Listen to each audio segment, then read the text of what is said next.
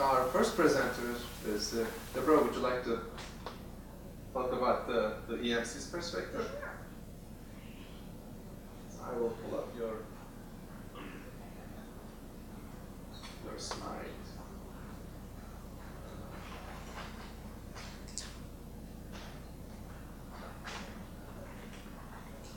Thank you. Just as very quick reintroduction of myself, in case you met me at the last Services Summit, I was with a different company that I'm representing today, just to kind of let you all know about that change. So if you have an old email address for me, please make sure you get my new email address at EMC. I've been in the ICT industry for over 20 years. That's what my colleagues and I have decided is a very nice way to say I've been around it for a very long time without giving the actual number of years that I've been engaged. So a little bit about EMC to get started. EMC is, and again, since I'm new with the company, I might have a few notes that I need to reference. We're a pioneer in the big data and cloud industry. We are a leader in security, virtualization, storage, and backup, $23 billion in annual revenue. We have set up a very interesting infrastructure for our own businesses. We call it a federation, where we cover the information storage and protection, information intelligence through EMC. We have VMware, which really drives our software-defined data center, hybrid cloud, end-user computing, management, and orchestration. And then we also have Pivotal, which is our platform for cloud and big data applications.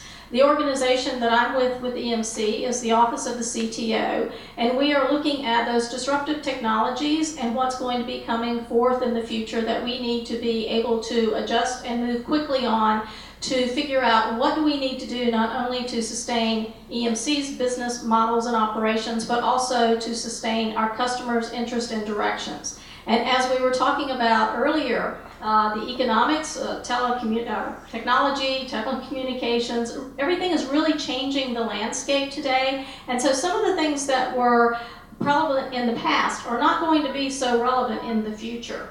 For instance, the storage industry itself, with the transition from the tape into the disk space, we're now looking at the solid state memory flash. And what is that going to be doing to our industry in the future is going to be quite interesting and intriguing. And leading up to that, the ICT era is going through a fundamental change as well. We call it the migration to the third platform, where the first platform, as most of us will remember, is mostly mainframes, mini computers, and terminals. We're in the world of the second platform now, which is really more around the LANs, the intranet, and the hundreds of millions of users and tens of thousands of applications. But we are rapidly moving into the third platform around mobility, where there's going to be billions of users and millions of applications. And that's not just about the users, that is also about the inanimate objects that are going to be connected to the intranet. As one example, when you think about Nike, not only are they going to be providing footwear and athletic clothing, but that clothing is going to be connected. And you will be getting messages about, well, yeah, that is a really cool looking t-shirt that you have on with the Nike logo on it, but it'd be a lot cooler if you'd actually get out and run with it on instead of just wearing it to watch TV. So you'll actually be monitored, your health will be monitored, what your activities are doing, how many calories are you burning. Yeah, and you'll probably get little dings when you reach over for that second donut in the morning perhaps. So all of these things are changing, and it means that the IT business is changing as well. I mentioned before being in the ICT industry. I guess for a number of years we've looked at it as a merger between information and communications, and the technologies that will be driving those changes in the future as well. For instance, IT services is going to be changing to where it's not just something that IT will be providing to the customers and the business units in various companies. It's going to be the fact that there'll be third-party providers of those services and solutions that IT will have to embrace. I mean, just think about whenever you bring in a device into your own companies or your own businesses that you work with and say, I'd like for my phone to be be able to receive email from the company. Think about the processes that you have to go through to get that approved, to get that in place, and does it always work, and what's the security levels that you have access for. So there's a whole realm of questions and answers that the IT business has to be able to address when you look at bring your own devices to work.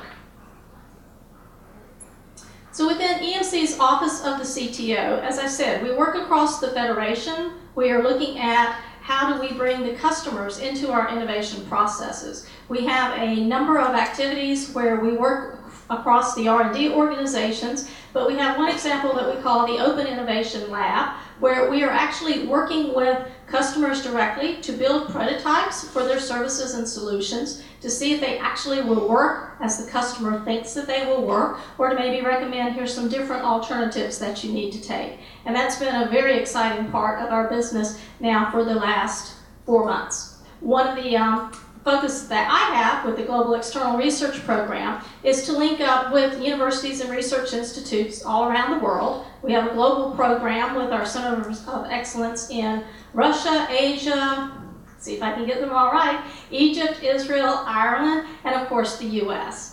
And we work closely with universities in all of those locations and other places to really look at what are some of the disruptive technologies, what are some of the directions that we haven't thought about going in yet, but we need to be thinking about so they do not become disruptions to our business. And so with that, I think I will turn it over to who is the next panelist.